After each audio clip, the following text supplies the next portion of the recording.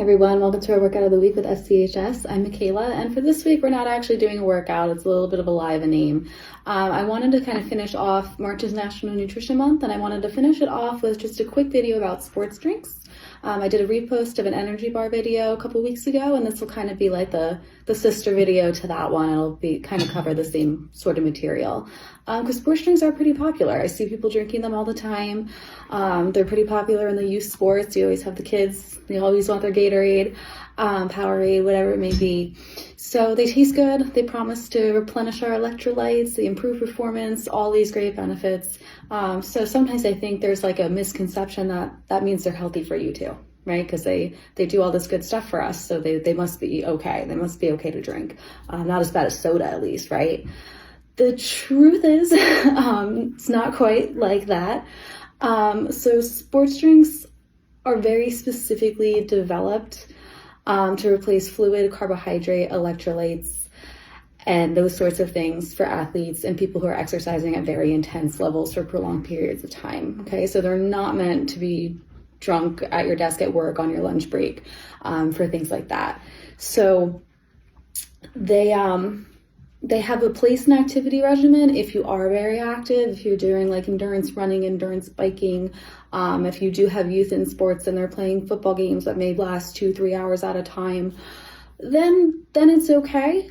What you need to watch is when you're not having that level of activity and you're still consuming these sports drinks. It's a lot of extra calories, it's a lot of extra added sugar, and that's going to lead to weight gain and other health problems that are associated with that weight gain over time. So I want to just take a quick look. I have many different electrolyte powders and Gatorades and sports drinks because I am a runner. So I just wanted to go through them. And to be fair, mine might be a little higher in the carbohydrate content than some of the ones that are on the market. But this 20-ounce bottle of Gatorade here, it's 200 calories. And there are 48 grams of added sugar in this Gatorade, okay? That's 96% of what you should be getting added sugar-wise in a day. That is pretty much your day's worth of added sugar. And most of us are getting sugar outside of this one bottle of Gatorade, okay? So again, if you're gonna be exercising for longer than 90 minutes, you're exercising really intensely, or if it's really hot outside, then this might be warranted, but 200 calories and 48 grams of added sugar just to sit at your desk all day? Not so much, okay? What also tends to be popular these days, because we are starting to learn that sports drinks are very high in calories and added sugar, so they're coming out with these electrolyte powders and the sugar-free sports drinks. Just a note about those. The electrolyte powders, I have Liquid IV here. It is 50 calories per packet, okay? So that's not too bad. But there are still, 22% daily value of added sugars in here. There's 11 grams in this one packet. We usually advise anything over 20% of your daily value is considered high. So it is still a high source of added sugar, even though it's just a powder and it's lower in calorie. It kind of markets itself as that. My Tailwind here, this I use specifically for running, so it's probably going to be high in all of these things. They have the nutrient label for 1 scoop, but the recommendation is 2 scoops if you're using it for sports. So it's 25 grams of added sugar in 1 scoop. So when I have 2 scoops, that is 100% daily value of my added sugar for the day, just in this electrolyte powder, okay?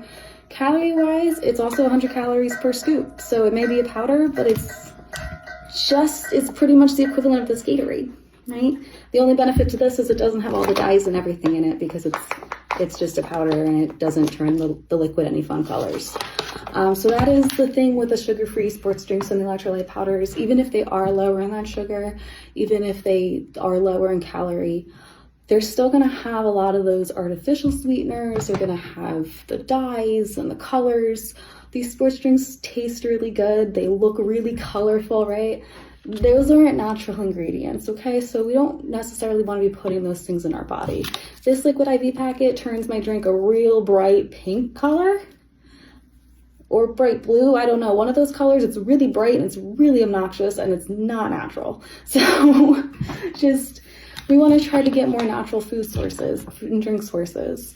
So if you are someone that does exercise or you are worried about your electrolytes throughout the day, you do drink electrolyte powders or sports drinks to kind of stay on top of your electrolytes, just know our fruits and vegetables, if we're eating enough per day, we are replenishing our electrolytes just fine. Okay, outside of that, if it's really hot, if we're exercising for a really long time or a really intense time, fruits and vegetables will cover it. Water is still the most suggested beverage for moderate, low intensity exercise and for anything under 90 minutes, okay? Whether it's sports, walking, running, whatever it is. But again, if you are worried about your electrolytes, especially in the summer, it does get hot, it does get humid. My favorite way to kind of recover after a shorter run for myself is a nice post-run smoothie, right? It doesn't have to be hard. My favorite is just a couple handful of berries. I throw some spinach in there. I throw some milk, yogurt, oats, seeds, whatever I have in my pantry that I need to use up because it's going to expire soon. That's what I put in my smoothie.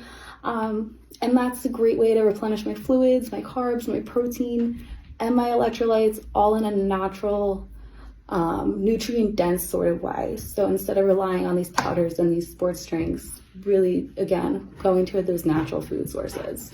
So give that a shot. Try a smoothie after a workout and see how that goes for you, especially now the weather's getting warmer. They can be really refreshing. Kids normally like smoothies too, so you can try that with your kids. If you're someone that likes recipes more than just throwing random stuff in a blender like I do, make sure to check out our family favorites videos on YouTube. Salja and Jen have some really great smoothie recipes on there, full of electrolytes and nutrients and everything else you need to support your exercise and your sports goals. So give them a shot. Try a new smoothie recipe this week and try to avoid sports drinks as much as you can.